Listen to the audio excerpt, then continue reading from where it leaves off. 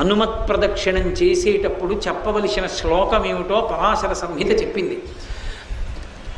ఆయన దగ్గరికి వెళ్ళినప్పుడు ఆంజనేయం మహావీరం బ్రహ్మ విష్ణు శివాత్మకం తరుణార్క ప్రభం శాంతం ఆంజనేయం నమామ్యహం అంటూ తిరగాలి.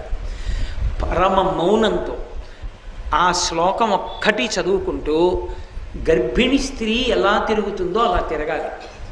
కనీసంలో కనీసం హనుమ జయంతి నాడు 3 మాటలు తిరగాలి. కనీస ధర్మం అది. 3 మాటలు తిరగాలి.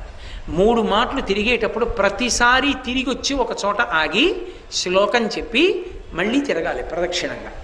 అలా 3 మాటలు తిరిగితే, అందుకే నేను మీతో పరమ సత్యం చెప్తున్నానని జ్ఞాపకం పెట్టుకోండి.